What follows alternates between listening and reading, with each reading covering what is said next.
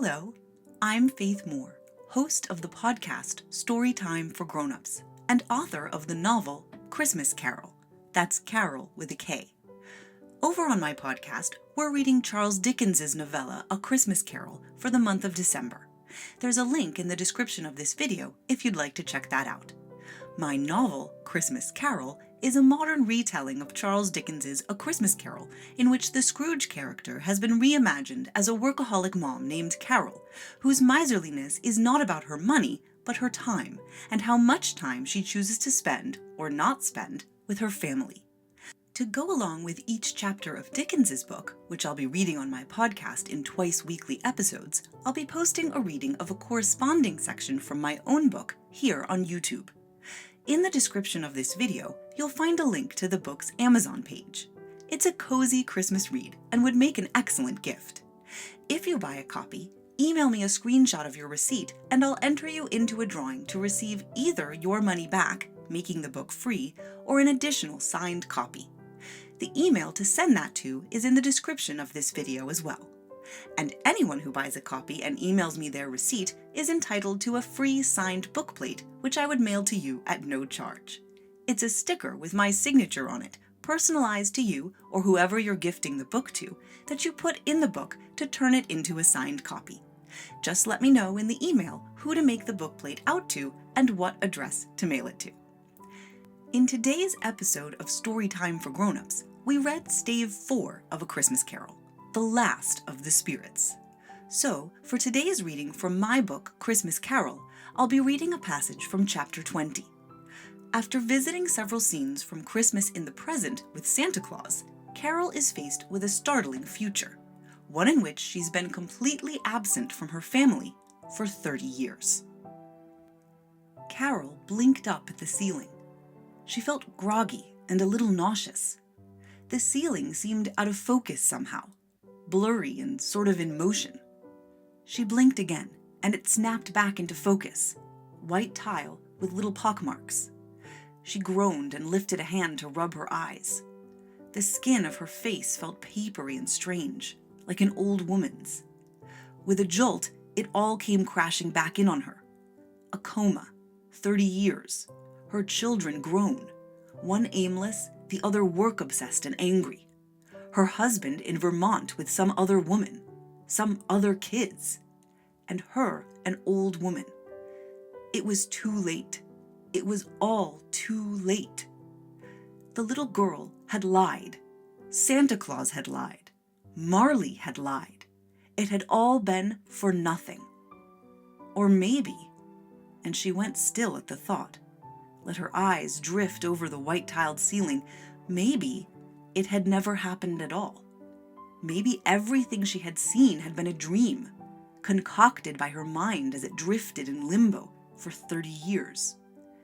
Tears, hot and acid, slid down her cheeks. That made the most sense, really. It seemed ridiculous now. A visit from her dead law partner? A video screening of her life hosted by a small child? A tour of a strange hospital with Santa Claus?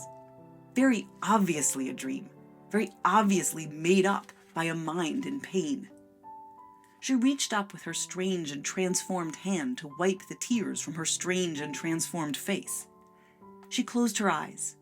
There was nothing here for her, nothing worth staying awake for.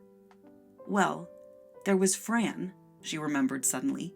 Fran, who had come to take care of her. Fran, who was afraid she wouldn't want her here.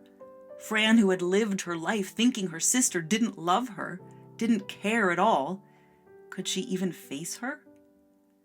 The sound of low voices filtered to her from the half-open doorway. She tilted her head slightly so she could see out into the hall. Alfie and Annabelle were standing there, those strange, too old versions of her children.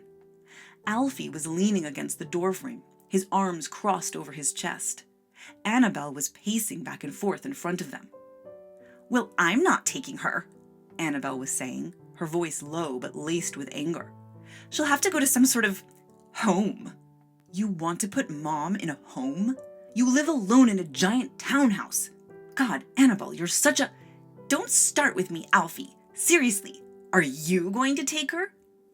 "Where would I Exactly. So don't get all high and mighty. I'll pay for it if that's what you're worried about. I just can't deal with... The sound of a phone ringing cut her off. She scrabbled around in her purse and pulled out her cell. It's Dad. The two of them moved away from the door, walking together down the hall. Karol closed her eyes, tears forming under her lids and sliding down her cheeks. But something that sounded like wheels on linoleum made her open her eyes again. A cleaning lady, pushing a large cart full of supplies, shuffled into the room. She was gray-haired and stooped, plump in the way of old women, and she wore a black cardigan over a long green skirt. Her hair was pinned behind her head in a kind of chignon, and she wore reading glasses on a chain around her neck. She looked like a sad sort of librarian. She pushed her cart all the way into the room and then stepped away from it. She took a tentative step toward Karol's bed. Are you awake? Her voice sounded vaguely familiar to Karol, but she couldn't quite place it. Karol nodded. The woman came closer and then moved away again. Karol turned her head and saw that she was pulling the chair away from the wall. Karol thought fleetingly to tell her not to tell her to go away. The room didn't need cleaning. She didn't want to chat with the help. But she didn't have the energy and couldn't find it in herself to care. The woman dragged the chair over to the bed and sat down in it, primly, on the very edge, like she might jump up at any moment. Karol looked at her. The woman looked back. Oh, Karol breathed. Roberta? It was something about the eyes and the way she held herself, like she was taking up too much space by existing and was sorry about it. Miss Charles, she said it softly. Her voice was still treacly, but it had mellowed a bit somehow. Or Karol had mellowed toward it. She wasn't sure which. Roberta, what are you doing here? I heard you were awake. I thought I'd stop by. You work here? Roberta nodded. After everything that happened, I needed to find a new job. The hospital was so good to us. To me, I mean, and my family. And they saw that we were struggling after... Well, they offered me a job. Alan, too. I check on you sometimes. She shrugged, like it was no big deal. How is your family? Peter and Martha and little Timothy?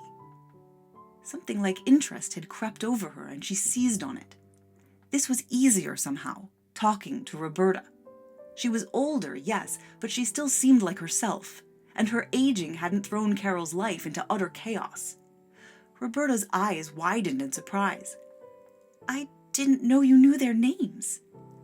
I learned them. Roberta's brows knit together. Oh, well, Peter works construction and Martha cleans houses. Oh, I would have thought Peter would do something with science, and Martha's not an artist? No, she's... How did you know she liked art? I saw her drawings on your desk. Oh, right. Well, they couldn't go to college or anything like that, so... But it's all right. They're doing really well. They're happy, and we're happy. They each have children. I'm a grandmother. They're all home for Christmas. It's lovely to see them. Karol felt that sinking feeling come over her again.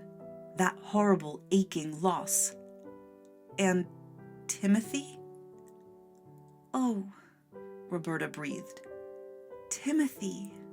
Well, he passed away. Whatever had been sinking inside her fell right down to the very bottom and landed with a sickening thud. She found that her eyes were full of tears. No! It's all right, Miss Charles. He's at peace. And he lived a good life. A very happy life. When did he die? Not long after you... Before I got this job. It was an asthma attack. We ran out of medicine, and by the time we got to the hospital, he was choking.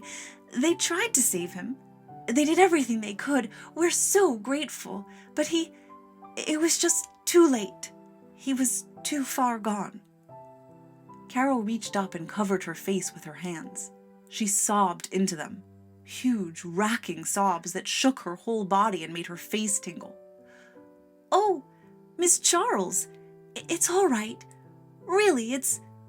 Roberta's voice sounded far away. "I'm so sorry," Karol sobbed. "I'm so sorry, Roberta. It's all my fault." "Oh, goodness, no, Miss Charles, please." Karol felt Roberta's hand on her shoulder and shrugged it away. Her sympathy was unbearable. If I had only made sure if you'd had that medicine, enough of that medicine, No. Roberta's hand was back, rubbing her shoulder. "Please, there's no point in rehashing the past. It's all right. He had a good life. He was so loved. We loved him so much, his father and I, and his brother and sister, and we're so grateful for the time we had with him, the time we were able to spend with him. We were there, and that meant something. That mattered." "Oh, God!" Karol leaned forward, sobbing. She met the comfortable, plump mass of Roberta's chest and pressed her face into it. She reached out blindly and wrapped her arms around Roberta, and Roberta hugged her back. Karol sobbed into Roberta's cardigan like a child. "It's too late. I wasn't there. I didn't see. I'll never... It's too late. Oh, God, Roberta, it's too late. Please, God, don't let it be too late."